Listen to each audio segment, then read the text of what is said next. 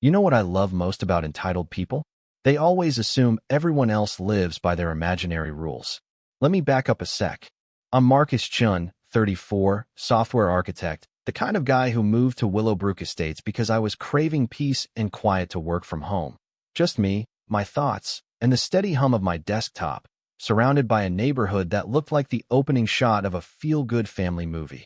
Old oaks, trimmed hedges, and supposedly a chill HOA that didn't micromanage your flower beds. Honestly, I just wanted to live on my corner lot and mind my business, maybe chat with a neighbor at the mailbox if I was feeling wild. But here's the thing. There's always one person whose ego is so supercharged, it turns the whole place into a chessboard. That was Linda Hartwell. If Power Moves had a poster child, it'd be her, blazer, pearls, that I run this block face. She showed up one crisp October morning, clipboard in hand, eyeing my driveway like she was about to lay claim to it. "Excuse me, Mr. Chun," she started, voice sharp as a cold call. "I need to discuss your guest parking situation." I nearly choked on my coffee. My guest parking? I don't even have guests. Turns out, Linda's big idea was that important visitors, her board member friends, her so-called VIPs, should get first dibs on residents' driveways. You know, community leaders deserve convenient parking. She said it like she was explaining fire to a caveman. You ever hear something so ridiculous it just flatlines your brain? I'm standing there thinking, is she seriously telling me to move my car so her friends can park closer? Apparently, yes. Not give up your driveway, per se, just coordinate with me when I have important visitors. I set my mug down, took a deep breath, and told her as calmly as I could, "Linda, this is my driveway. I pay for it, I maintain it, and I decide who parks here." Her face iced over. She wasn't used to pushback. That's when she switched gears, started throwing around community expectations and scrutiny for those who don't cooperate. Threats delivered with a smile, like she was offering me free cable. As she stomped off, muttering about entitled newcomers, I realized this was about more than parking. This was about who got to call the shots, who had to fall in line. She thought she'd scare me into submission. What she didn't know was, systems analysis is what I do for a living. If she wanted a battle of logic and process, well, game on. Over the next week, Linda came at me like clockwork. She'd cruise by, snapping pictures of my trash cans, dropping passive-aggressive notes. "Community standards, Mr. Chun." Then a formal letter citing me for parking noncompliance. I swear, you could have used that letter as a template for corporate BS. Lots of words, zero meaning. I decided to go to the next HOA board meeting, not because I thought it would help, but because I was curious about what kind of circus she was running.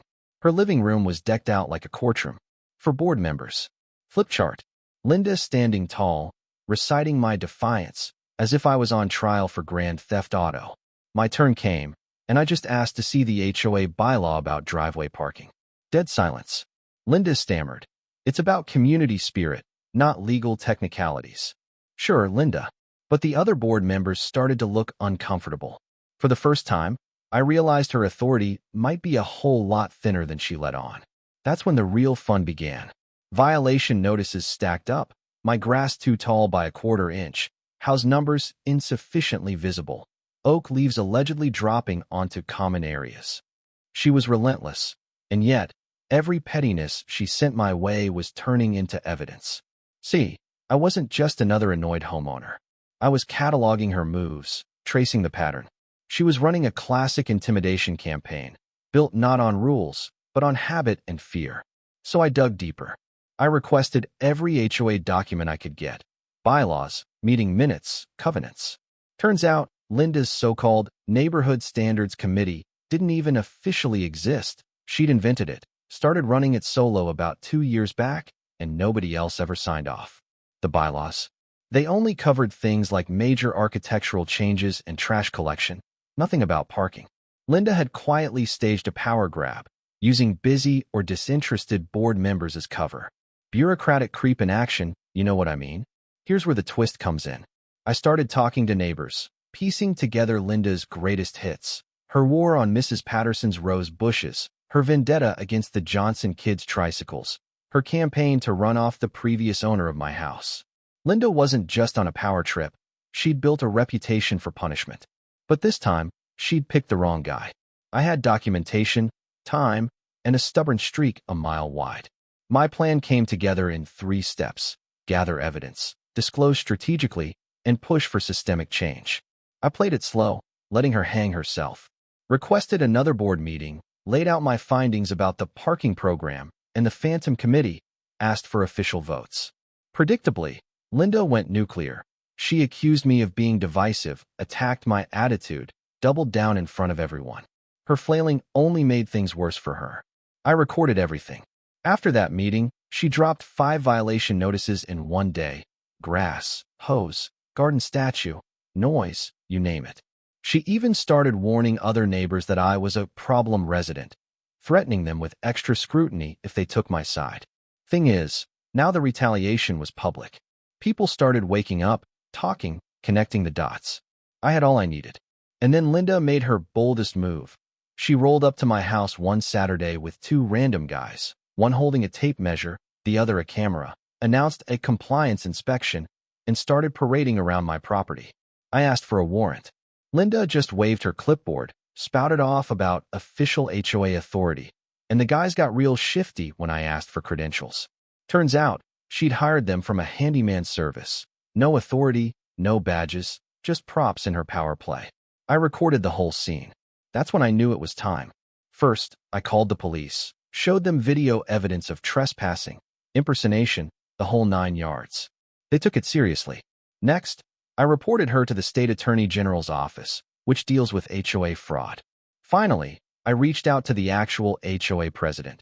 Turns out he'd been traveling, had no clue Linda was running the place like her own personal fiefdom. He called for an emergency board meeting, and I started prepping the mother of all presentations.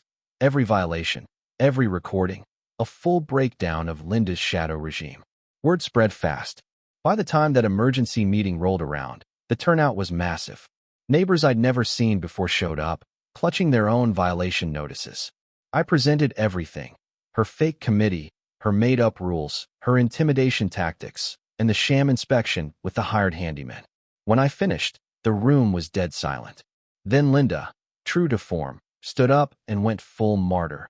"I've only ever acted in the community's best interest," she claimed. "Mr. Chun is undermining neighborhood harmony." But the crowd had had enough. One by one, people spoke up. Mrs. Patterson with her rose bush citations, the Johnsons with their stack of letters, and suddenly the mood flipped. The board suspended Linda on the spot, promised a full investigation, and announced that every bogus violation would be thrown out. The police opened a case on trespassing and impersonation. The state started looking into fraud. Within weeks, Linda's web unraveled. She lost her board position, faced criminal charges, and her only support were the folks who'd been too afraid to speak up. The best part? When she tried to sue me for harassment, the judge tossed it, pointing to all my evidence, and said my actions were protected.